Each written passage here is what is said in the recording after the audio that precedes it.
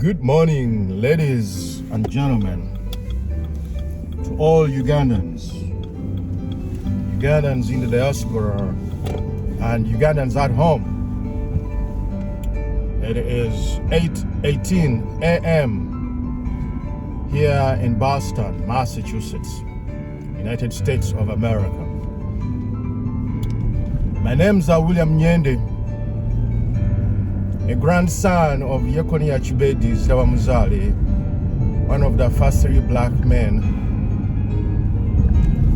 on the Legislative Council just before Uganda became the country we know today. And I believe that was even before independence. I am going to give a report, an independent report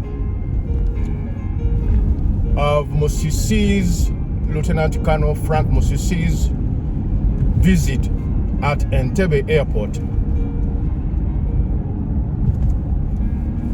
Disclaimer: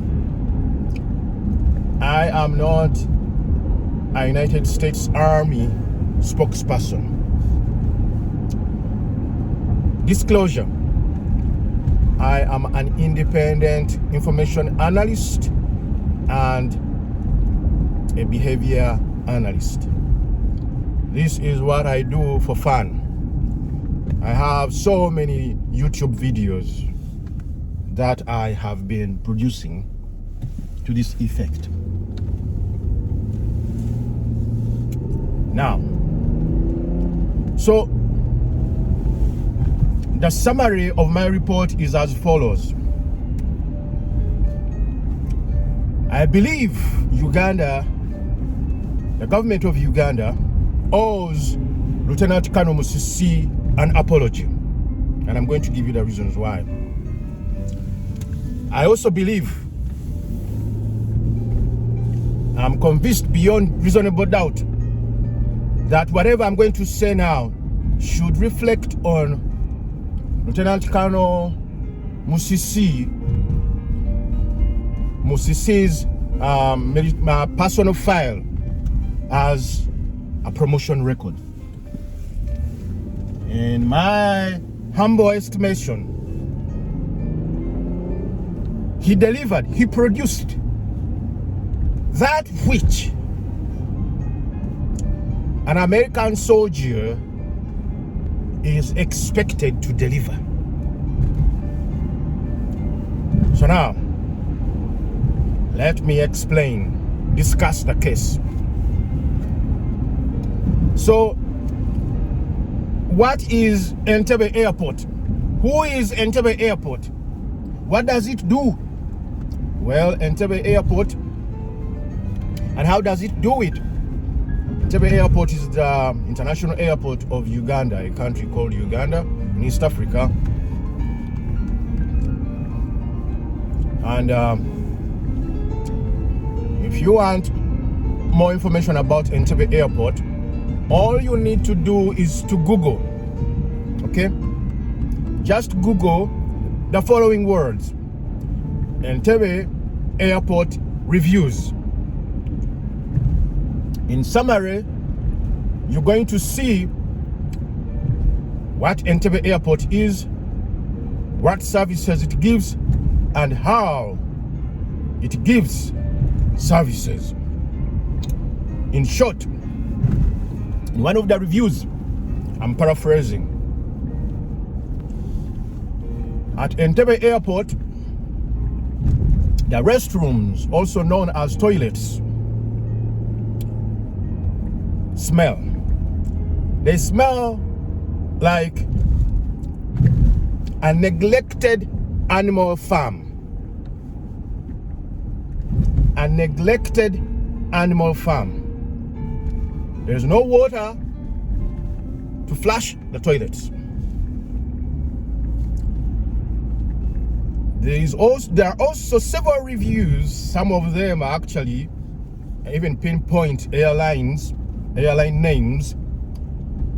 Many where the attendants of airlines and airport officers, immigration officers, are reported to be extremely rude. Extremely rude. Now, that is your Entebbe Airport and its services. So, who is Lieutenant Colonel Frank Musisi? Perhaps we should, for simplicity purposes, address him as Mr. Musisi, because as Ugandans, we first saw this young man in Uganda, leaving Uganda to go to California in the United States for further studies. During his course of stay of over 30 years in the United States, close to 30 years in the United States, he managed to save some little money out of his savings. While other people save money to build storied houses, this young man, Musisi, built a hospital in Kalangala. At that time, there was no health center to look after the sick in Kalangala. These were the days of the HIV/AIDS scourge. The young man saved his small monies, and he managed to put up a hospital in Kalangala district, in Kalangala. And so what services has the young man given to Uganda to begin with? Health services. Health services. And these services have been given to the people in Uganda, and they have been blessed by the government of Uganda. Services to the country of Uganda. So what services has this man given the United States? A place where he came, he grabbed the opportunities of going back to school, the opportunity of joining the army of the United States. He worked his way up the ranks. It took him close to 20 years to become a lieutenant colonel. His lieutenant colonel rank did not come to his mouth on a silver spoon, the way we do it back home in Uganda. He has served the United States with dignity and sacrifice. He has served Uganda with love and care for the sick in Kalangala.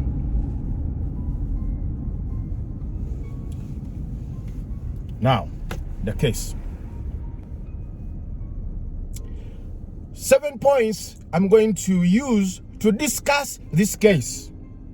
1, stress before, during, and after. 2, passport confiscation. 3, deportation threat. 4, peaceful conflict resolution. 5, legal entry with passport. 6, peaceful exit of Uganda.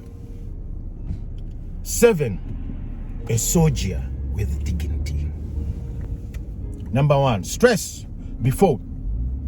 Because he's a soldier, he has, and of that high rank, he was accorded duties by the United States of America, the Army of the United States of America.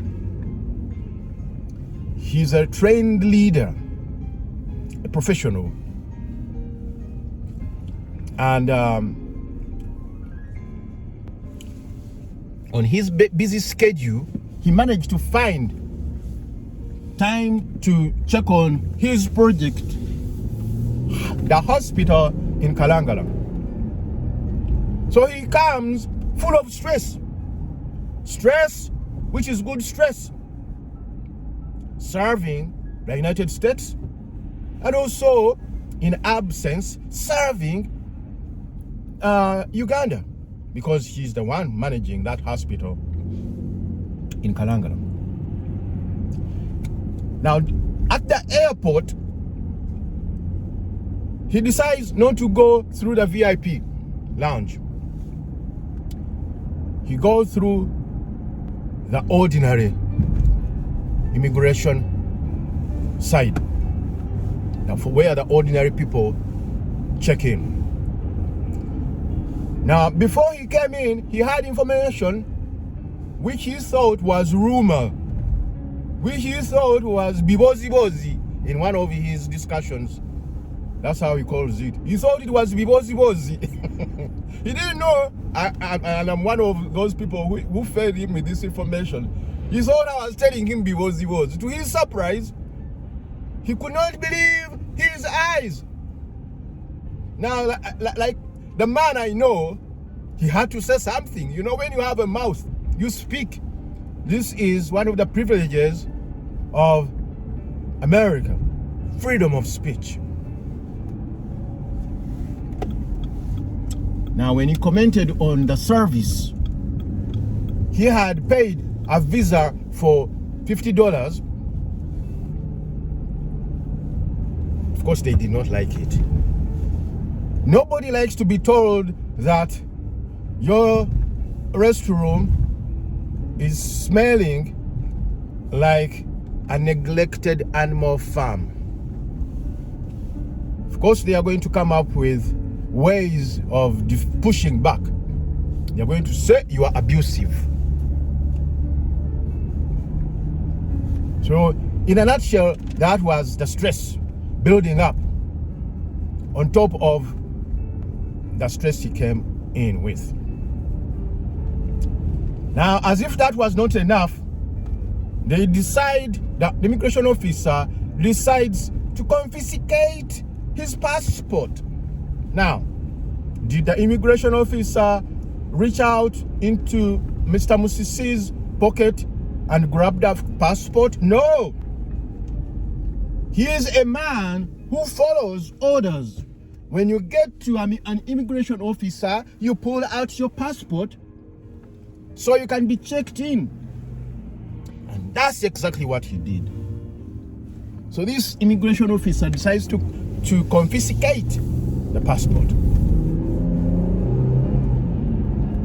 Now, tell me, the environment is not so pleasing to the eye, not to mention the nose, and now your thing of value is being confiscated. Isn't that stress? Isn't that more stress?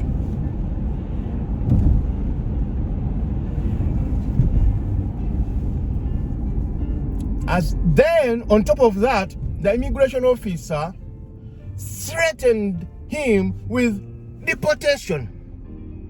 We are going to deport you. You man, sit there. Now, this man they are telling, sit there. Normally he's the one who tells the other people, sit there.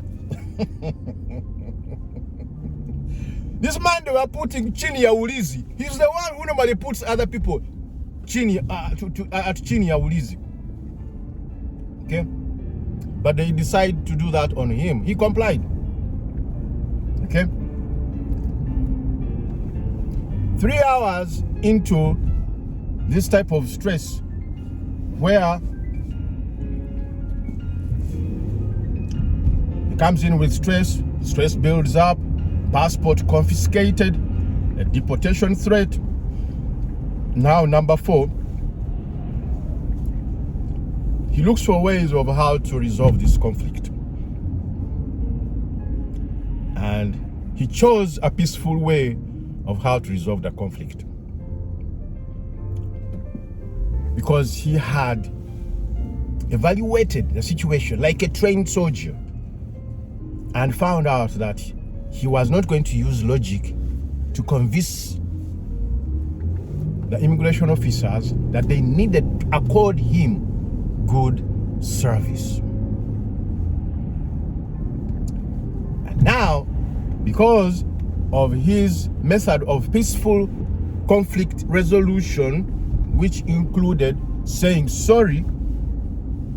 They took advantage of him saying sorry, even to put him down and treat him like a dog. Now, this is a man who is serving the United States of America, responsible for troops in Europe and in Africa. He's also serving Uganda as a hospital manager, founder. So he's serving the entire world globally. And this immigration officer, who thought had a lot of authority, decides to treat him like a dog. He said, okay, thank you very much for treating me like a dog. Let me also get to the level of a dog and show you that I can rise from ashes. That's what he did. He managed to create a peaceful conflict resolution. At that time, he had been given back his passport. And that meant he entered Uganda with a passport legally. So that's what I call legal entry. So number one, stress. Number two, passport confiscation. Number three, deportation threat. Number four, peaceful conflict resolution. Number five, legal entry in the country called Uganda. While in Uganda, he reported the case to higher authorities. This is what he told me. The authorities responsible for the airports in Uganda, I think is the director, I don't remember his name, reported the case. We see this. We see him hinting on this on an occasion where a party was thrown, where the ex-Prime Minister of Uganda, Entebbe Mulika, also spoke, where I think it is Prince Wasaja also spoke, where a lady asked him a question. He said, Lieutenant Colonel Musisi, or Mr. Musisi, said that he had reported the issue to the authorities, and they promised that they were going to work on it. It's possible that one of these three might happen. Either those unfit officers might be fired or transferred or trained to become better employees. One of those three must happen.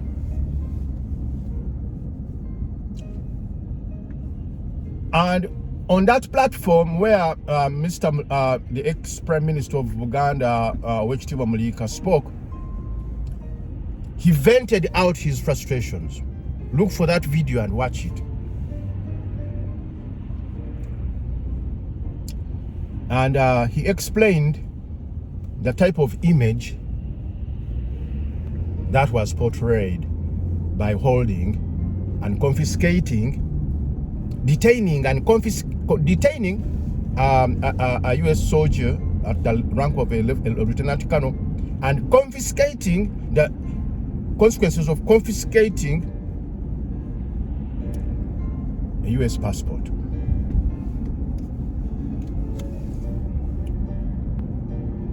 Now that is the legal entry. The second platform he got was at Pastor Kayanja's church.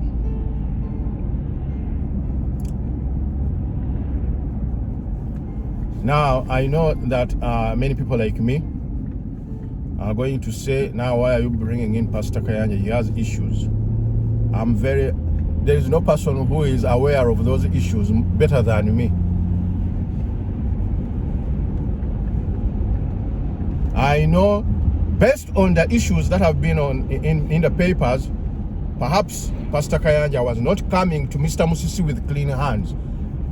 But for sure, Mr. Musisi went to Pastor Kayanja with clean hands.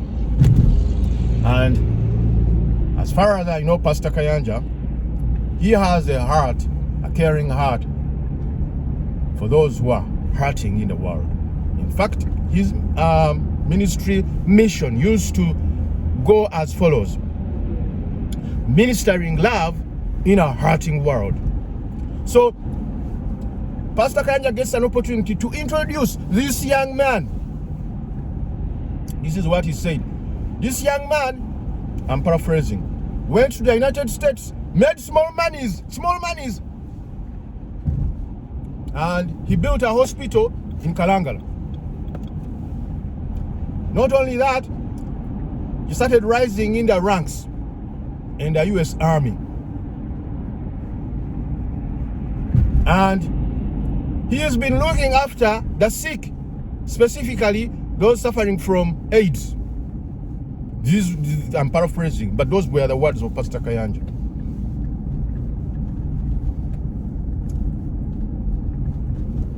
The next thing I heard, he had exited the country peacefully. And rumor has it, they gave him a VIP exit. So I got on the phone, looked for him, because I was concerned.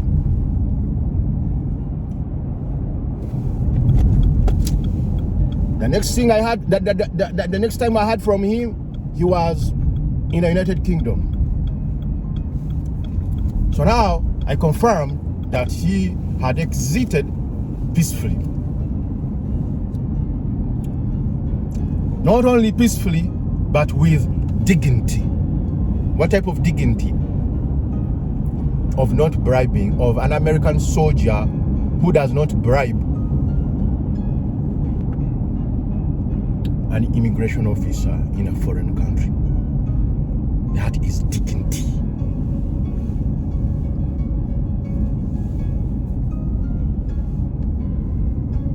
So those are the facts. Those are the facts. Those are the facts. Now, with all those facts, don't you think the government of Uganda owes him an apology? Don't you think this type of record is a record of a hero, which should be reflected as a promotion record on his military file? I mean, think about it. The man used his psychology. It was the battlefield was in the mind of all these guys, but he came out on top, psychologically speaking. Now, if he could win the battle even without a gun, what if we give him a gun?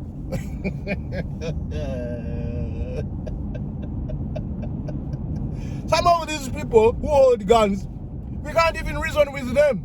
They just take out guns, boo, boo, boo, boo, boo. This guy battled with the mindsets of Tibu Habura, mindsets of arrogance, mindsets of poor services, to the point that he realized he was wasting his time, and then he lowered himself. He became the foolish one. But right now, as we speak, who has more dignity? Who has more dignity? The one who has failed to build roads for his countrymen, or the one who has built a hospital to look after the sick, or the one who has been fighting for another country that has given him opportunities to grow in the army ranks? This is what is missing in the story.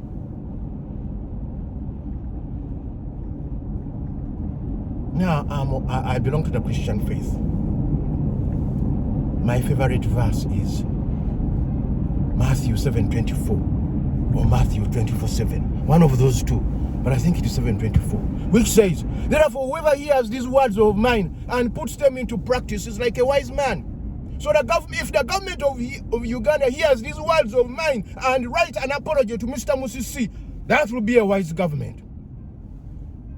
If even the government here hears these words of mine and puts them into practice by writing a promotion record on his file, that will be a wise government. the same scripture, Matthew 7:24, says, therefore, whoever hears these words of mine and does not put them into practice is like a foolish man. And a foolish man in Uganda is Timuhabura, the one who cannot be advised.